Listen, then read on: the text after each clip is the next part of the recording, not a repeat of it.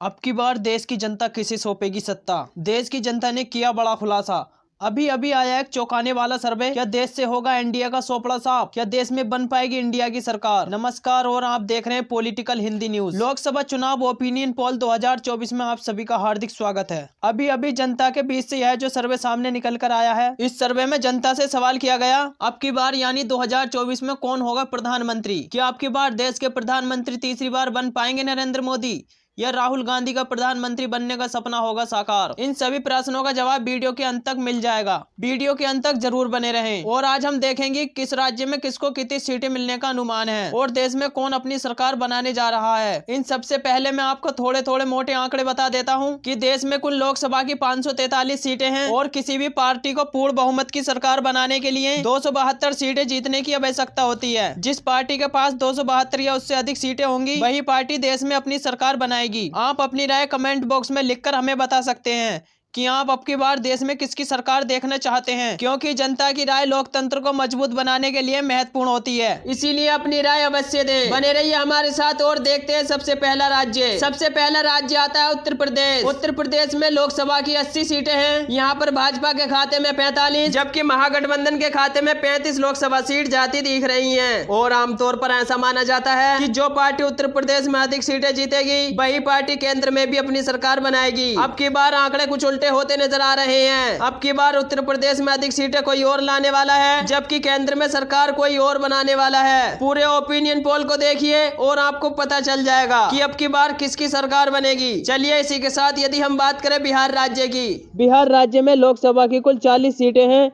यहाँ पर भाजपा के खाते में 14, जबकि कांग्रेस यानी महागठबंधन के खाते में 26 लोकसभा सीट जाती दिख रही हैं। चलिए इसी के साथ यदि हम बात करते हैं हरियाणा राज्य की, हरियाणा राज्य में लोकसभा की कुल 10 सीटें हैं, जिसमें से भाजपा के खाते में 4, जबकि महागठबंधन के खाते में 6 लोकसभा सीट जाती दिख रही हैं। चलिए इसी के साथ यदि हम बात करते हैं पंजाब राज्य की, पंजाब राज्य में लोकसभा की कुल 13 सीटें हैं, जिसमें से भाजपा के खाता खुलने की कोई संभावना नहीं है, जबकि महागठबंधन के खाते में 5 व अन्य दलों के खाते में 8 लोकसभा सीट जाती दिख रही हैं। चलिए इसी के साथ यदि हम बात करें गोवा राज्य की, गोवा राज्य में लोकसभा की कुल 2 सीटें हैं। यहाँ पर भाजपा व कांग्रेस के बीच बराबर की टक्कर देखने को मिल सकती है। यहाँ पर भाजपा के खाते में 1, जबकि कांग्रेस यानी महागठबंधन के खाते में भी 1 लोकसभा सीट जाती दिख रही है। चलिए इसी के साथ यदि हम बात करते हैं असम राज्य की, असम राज्य में लोकसभा की कुल 14 सीटें हैं। यहाँ पर भाजपा के खाते में 9, जबकि महागठबंधन के खाते में 5 लोकसभा सीट जाती दिख रही हैं। यानी कि यह कहें असम राज्य में भी महागठबंधन को काफी नुकसान का सामना करना पड़ सकता है। चलिए इसी के साथ यदि हम बात करते हैं छत्तीसगढ़ की, छत्तीसगढ़ में लोकसभा की कुल 11 सीटें हैं। यहाँ पर भाजपा के खाते में 5, जबकि कांग्रेस के खाते में 6 लोकसभा सीट जाती दिख रही हैं। चलिए इसी के साथ यदि हम बात करते हैं तमिलनाडु की, तमिलनाडु राज्य में लोकसभा कुल 39 सीटें हैं। यहाँ पर भाजपा के खाते में 13, जबकि कांग्रेस यानी महागठबंधन के खाते में 26 लोकसभा सीट जाती दिख रही हैं। तमिलनाडु में भी कांग्रेस यानी महागठबंधन को काफी फायदा होता नजर आ रहा है, जबकि भाजपा को यहाँ काफी नुकसान का सामना करना पड़ सकता है। चलिए इसी के साथ यदि हम बात करें केरल राज्य की, केरल राज्य में लोकसभा की कुल 20 सीटें हैं। यहाँ पर भाजपा का खाता खुलने की कोई संभावना नहीं है। यहाँ पर भाजपा की लुटिया डूबती नजर आ रही है, जबकि महागठबंधन को यहाँ पर 20 सीटों में से 12 लोकसभा सीट जाती दिख रही हैं। यदि अन्य की बात करें तो अन्य दलों के खाते में भी 8 लोकसभा सीट जाती दिख रही हैं। चलिए इसी के साथ यदि हम बात करते हैं तेलंगाना राज्य की, तेलंगाना राज्य में लोकसभा की कुल 17 सीटें हैं। यहाँ पर भाजपा के खाते में 4, जबकि महागठबंधन यानी कांग्रेस के खाते में 13 लोकसभा सीट जाती दिख रही हैं। यानी तेलंगाना राज्य में भी भाजपा को काफी नुकसान का सामना करना पड़ सकता है, जबकि महागठबंधन को यहाँ काफी फायदा होता नजर आ रहा है।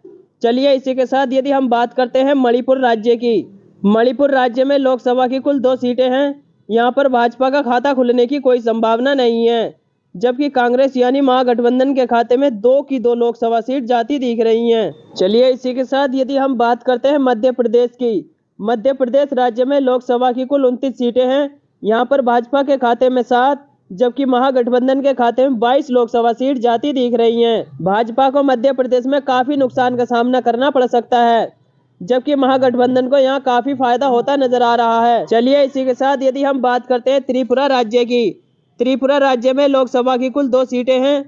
यहाँ पर भी भाजपा व कांग्रेस के बीच बराबर की टक्कर देखने को मिल सकती है। भाजपा के खाते में 1 जबकि महागठबंधन के खाते में भी 1 लोकसभा सीट जाती दिख रही है। चलिए इसी के साथ यदि हम बात करते हैं जम्मू कश्मीर की। जम्मू कश्मीर में लोकसभा की कुल 6 सीटें हैं। यहाँ पर भाजपा व कांग्रेस के बीच बराबर की टक्कर देखने को मिल सकती है। यहाँ पर भाजपा के खाते में 3 जबकि महागठबंधन के खाते में भी 3 लोकसभा सीट जाती दिख रही हैं। चलिए इसी के साथ यदि हम बात करें मेघालय राज्य की। मेघालय राज्य में लोकसभा की कुल 2 सीटें हैं। यहाँ पर भाजपा के खाता खुलने की कोई संभावना नहीं है। जब मेघालय राज्य की 2 लोकसभा सीट महागठबंधन के खाते में जाती दिखाई दे रही है। मेघालय राज्य में भी भाजपा को लुटिया डूबती नजर आ रही है। चलिए इसी के साथ यदि हम बात करते हैं अरुणाचल प्रदेश की। अरुणाचल प्रदेश राज्य में लोकसभा की कुल 2 सीटें हैं। यहाँ पर भाजपा व महागठबंधन के बीच बराबर की टक्कर देखने को मिल सकती है। अरुणाचल प्रदेश की 2 लोकसभा सीटों में से भाजपा व कांग्रेस के बीच 1 लोकसभा सीट जाती दिख रही है। चलिए इसी के साथ यदि हम बात करें झारखंड की। झारखंड राज्य में लोकसभा की कुल 14 सीटें हैं। यहाँ पर भी भाजपा व कांग्रेस के बीच बराबर की टक्कर देखने को मिल सकती है। झारखंड की 14 लोकसभा सीटों में से भाजपा के खाते में 7 जबकि महागठबंधन के खाते में भी 7 लोकसभा सीट जाती दिख रही है। चलिए इसी के साथ यदि हम बात करते हैं राजस्थान राज्य की। राजस्थान राज्य में लोकसभा की कुल 25 सीटें हैं। यहाँ पर भाजपा के खाते में 17 जबकि महागठबंधन के खाते में 8 लोकसभा सीट जाती दिख रही हैं। राजस्थान राज्य में भाजपा को काफी फायदा हो सकता है जबकि महागठबंधन को यहाँ नुकसान का सामना करना पड़ सकता है। चलिए इसी के साथ यदि हम बात करते हैं गुजरात राज्य की। वैसे तो गुजरात राज्य को भाजपा का गढ़ माना जाता है, लेकिन आप ओपिनियन पोल को देखिए और आपको पता चल जाएगा। गुजरात राज्य में लोकसभा की कुल 26 सीटें हैं। यहाँ पर भाजपा के खाते में 18 जबकि महागठबंधन के खाते में 8 लोकसभा सीट जाती दिख रही हैं। यहाँ पर भाजपा को काफी फायदा होता नजर आ रहा है। चलिए इसी के साथ यदि हम बात करते हैं दिल्ली की। दिल्ली राज्य में लोकसभा की कुल 7 सीटें हैं। यहाँ पर भाजपा के खाते में 3 जबकि कांग्रेस यानी महागठबंधन के खाते में 4 लोकसभा सीट जाती दिख रही हैं। यदि हम बात करें हिमाचल प्रदेश की। हिमाचल प्रदेश राज्य में लोकसभा की कुल 4 सीटें हैं।